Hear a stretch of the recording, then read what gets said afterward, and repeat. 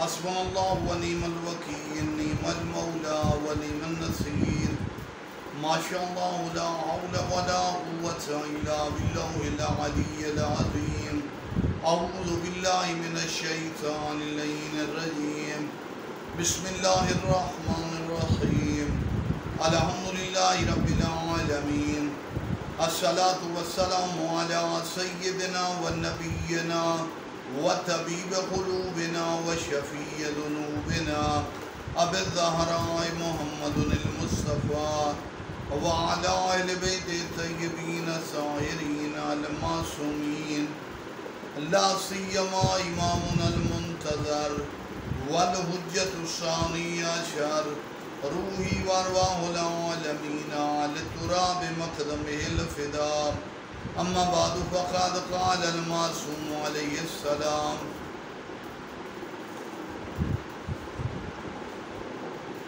تربت الحسین یتم الصلاة ان کانت ناقصۃ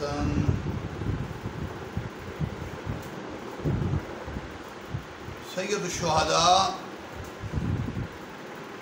میرے مولا حسین علیہ السلام کی تربت ناقص نماز کو کامل بنا دیتی ہے۔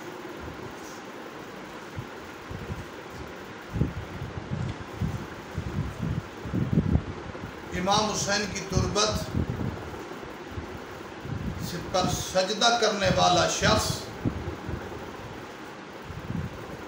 اگر اس کی نماز میں کمی ہو کامل ہو جاتی ہے۔ خاک شفا تربت سید الشہداء کی ہمیں قدر کرنی چاہیے۔ خاک شفا کی تاثیر تبھی رہے گی جیسے کربلا میں لے کر آئیں، اس کی ہم قدر کریں، اس کا احترام کریں، اس تربت پر سجدہ کریں، اس کو پھر نیچے گرائیں نہ۔ میرے عزیزو، تربت حسین خاک شفا میں بہت زیادہ تاثیر ہے۔ روحانی لحاظ سے بھی عبادت کو بڑھا دیتی ہے، اور جسمانی لحاظ سے بیماری ہو تو شفا ہے۔ اس کو اٹھایا جائے، منہ میں رکھا جائے، دوا اس کے اثر سے شفا ہے۔ 1400 سال بعد امام حسین کی تربت آج بھی ہمارے لیے فائدہ مند ہے۔ سید الشہداء کی تربت کی وجہ سے حسین 1400 سال بعد آج بھی ہر اپنے عزادار کا محسن ہے۔ گناہگار ترین لوگ بھی تربت کی وجہ سے محفوظ رہے۔ ایک عورت تھی، بدکار تھی، بچے پیدا ہوتے تھے آگ میں جلا دیتی تھی، بدکاری سے بچے، تو اس کو زمین قبول نہیں کرتی تھی۔ صادق آل محمد کی قریب ہے، مولا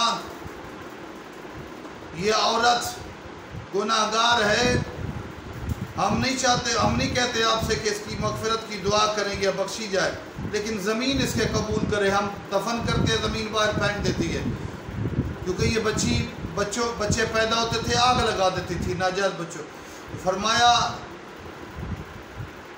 معصوم بچوں کو جہنم کا عذاب دکھانے والی ہے، ایک کام کرو زمین قبول کر لے گی۔ تربت سید الشہداء کو قبر میں رکھو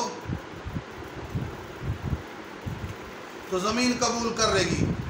اس مٹی کو، خاک شفا کو قبر میں رکھا گیا، اس کے بعد دفن گیا زمین۔ اتنی گناہگار عورت بھی تربت کی وجہ سے اس کی کچھ آبرو بچ گئی۔